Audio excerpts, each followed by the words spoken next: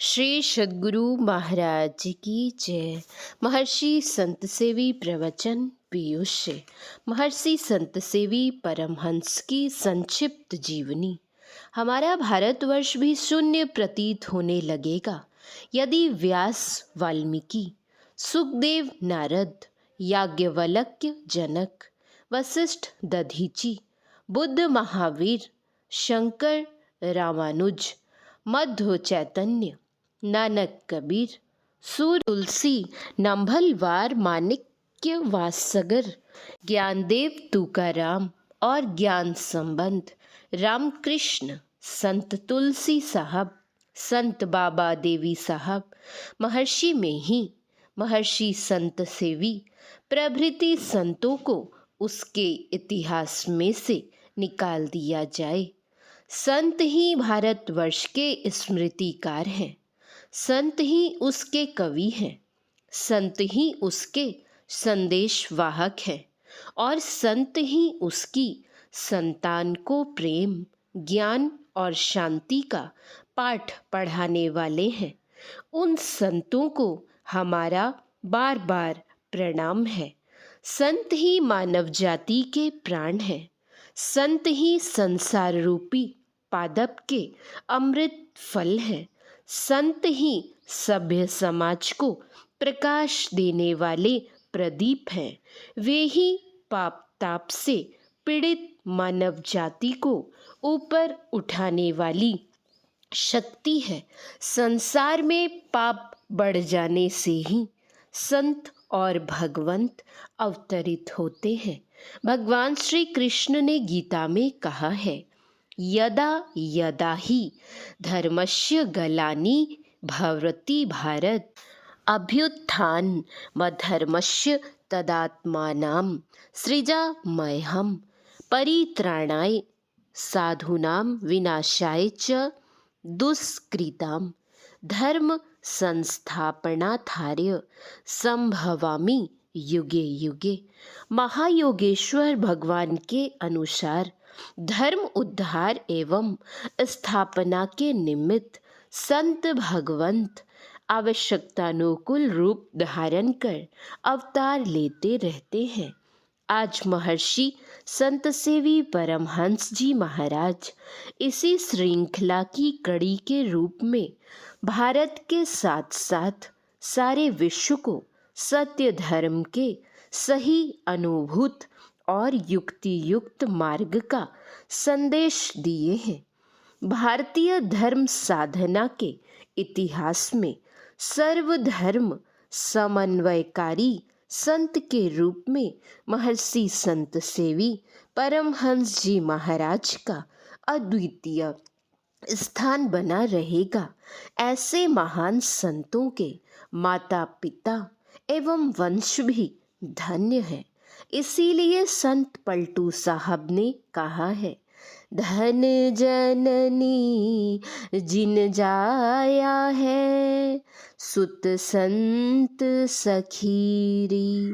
भगवान श्री राम के अनन्य भक्त गोस्वामी तुलसीदास जी महाराज ने रामचरितमानस में भगवान महादेव के श्रीमुख से ऐसे वंश को महान बताते हुए कहा, सो कुल धन्य उमा सुनु जगत पूज्य सुपुनीत श्री रघुवीर परायण जेहि नर उपज विनीत। रामचरितमानस संसार में जन्म प्राप्त कर जिनका चित्त परब्रह्म परमेश्वर में लीन हो जाता है तो उनकी जन्मदात्री माता की कोख धन्य धन्य हो जाती है और संपूर्ण धरती उनके पदरज को स्पर्श कर पवित्र हो जाती है। कुल पवित्रम जननी कृतार्था वसुंधरा पुण्यवती च तेन अपार सचित सुख सागरेण इष्मना लीनम परे ब्रह्मणि यस्य चेता। पूज्यपाद महर्षि संत सेवी परमहंस जी महाराज का आविर्भाव बिहार राज्यांतर्गत मधेपुरा जिले पूर्व सहरसा के गम्हरिया गांव में सन 1920 ईस्वी के 20 दिसंबर को हुआ। माता पिता ने इनका नाम महावीर रखा। बचपन में ये महावीर बजरंगबली के अनन्य उपासक भी थे। हनुमान चालीसा इन्हें कंठस्थ था और ये नित्य उसका पाठ किया करते थे। पिता श्री बलदेव दास जी कृषि कार्य से जीविकोपार्जन करते थे और माता श्री राधा देवी जी विशेष बुद्धिमती, कार्यकुशल एवं भक्ति परायणा थी। बचपन से ही ये निर्भीक, साहसी और प्रखर बुद्धि के रहे। बड़े मेधावी, आज्ञाकारी, श्रुतिधर और स्मृतिधर रहे। एक बार जो पढ़ या सुन लेते वह सदा के लिए स्मृति पटल पर अंकित हो जाता। अपनी कक्षा में ये सदा प्रथम स्थान पर रहे। खेल कूद में भी अभिरुचि रही। फुटबॉल के अच्छे खिलाड़ी थे और खेल में ये कभी हारे नहीं। पढ़ाई का क्रम जारी ही था कि इसी बीच इनके पिता की आकस्मिक मृत्यु हो गई। पिता की आकस्मिक मृत्यु ने इनके पारिवारिक जीवन में अस्त व्यस्तता ला दी। इनके जीवन में एक महान संकटमय परिस्थिति आ खड़ी हुई। ठीक इसी प्रकार ऐसी ही घटना विश्वविख्यात सन्यासी स्वामी विवेकानंद के साथ घटित हुआ था।